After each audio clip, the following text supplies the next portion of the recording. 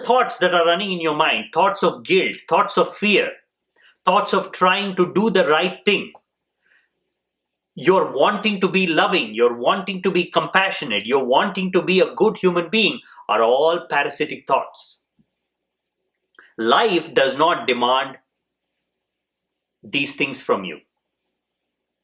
Life never puts conditions for you to be good or bad, for you to be loving or hateful.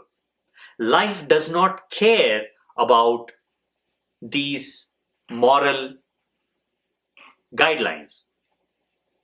What life cares about is growth. What life cares about is knowing, knowledge, wisdom, understanding. What life cares about is that individual spirit that is longing for freedom. And to get to that freedom, all paths are justified. All means are justified. Your right and wrong is only, and it should only be defined in the context of your journey for your freedom. Freedom from what?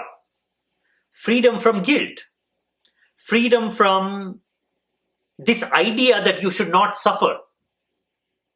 Freedom from pain because you don't want to have pain. In other words, freedom from longing for happiness. What is the necessity to long for happiness? And we've been doing this for ages. Now show me one individual who has gone on the quest for happiness and found it. The more one searches for happiness, the more one suffers. Because the ultimate destination of life is not happiness. Happiness is a very flimsy, fleeting, momentary sensation of the mind. When you are searching for something, when you're longing for something deeper, grander, as a byproduct, there will come moments of insight, moments of deep understanding, which gives you a feeling of happiness. You cannot go in search of happiness. You have to go in search of that ultimate thing that can free you from all these. And then happiness comes as a natural consequence. Happiness is inevitable for the one who has gone beyond guilt, for the one who does not care about suffering, for the one who sees suffering as a natural part of life, and for the one who does not make a religion out of suffering. He sees suffering as another dimension of life, pain and pleasure. Life is a duality. You need both these legs to stand firm. What our moral philosophizing, which comes from the priest, has done is it has ensured that you never settle with life. It has ensured that you can never sink deeper into your being to experience all that is promised somewhere else in the heaven, right here, right now. Because guilt keeps you at the surface. It stirs things up. It makes you judge every thought. When the process of growing, the process of learning is to allow thoughts to flow without fighting with them all the time. An individual who has learned this art of letting thoughts flow like a river, not building a dam across and fighting with each and every thought, such an individual knows that guilt is the dam that blocks the flow of thoughts. Instead of letting a stupid thought just do its thing and move on, you are making it powerful. You are creating a shrine for it. You are sanctifying it. And in the hopes of trying to get rid of it, you are worshipping it. Suffering is just a natural process of life. Physical suffering, emotional suffering, mental suffering. Now, what have we done instead?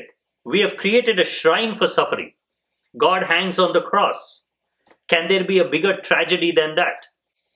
What kind of a vision will these creatures have when their God is hanging on the cross? They see suffering as divine.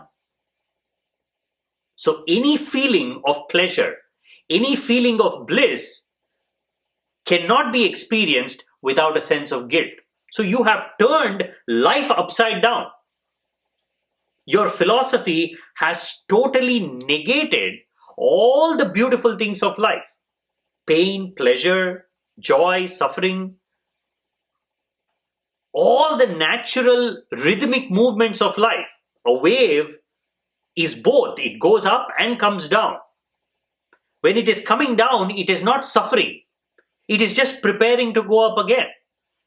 Moments of dullness, moments of inactivity, moments of quiet suffering are the moments that are preparing you for elation, preparing you for joy. This is life. The one who knows how to be and recognize this flow will see what the priest has tried to do is stall this very flow. He hates one half of the wave. And in hating one half of the wave, he has also hated the other half. He's created a philosophy of hate. And even till now, we judge ourselves based on this moral framework that the priest laid for us. It is the same basic judgment that jumps out even before you have any opportunity of understanding what you're judging. That quick, impulsive judgment that jumps out of us is the work of the priest. Otherwise, there is no need to judge actions, especially the way we judge. There is no need to judge thoughts. There is no need to judge someone's intentions. There is no need to judge a way of life. First, there has to be understanding. If that deeper understanding brings out a little bit of judgment, it is beautiful. Now, that judgment is coming from a place of understanding. Same with yourself. When you understand yourself, when you go on a journey of understanding yourself, and then you judge, that judgment has value. When you judge yourself for all the flimsy, arbitrary qualities that you have no control over, the way you look, the way you think, the way you act, which is all a happening, you are dealing with all these forces of life. Now, instead of learning how to deal with these things, you are burdening yourself with the guilt of taking the responsibility for all these things. And that is why Nietzsche says, free will is the creation of the priest.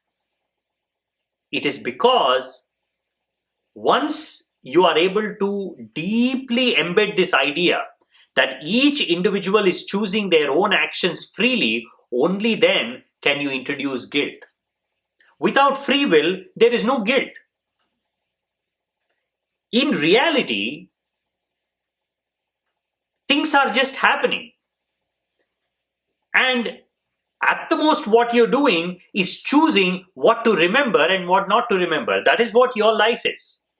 Of all the things that have happened, the parts that you remember is what you call your life. Now, those parts you remember, you simply designate it as my choosing, my conscious action, my conscious thinking. But majority of what you recognize as your life and what you don't recognize as your life is simply a happening.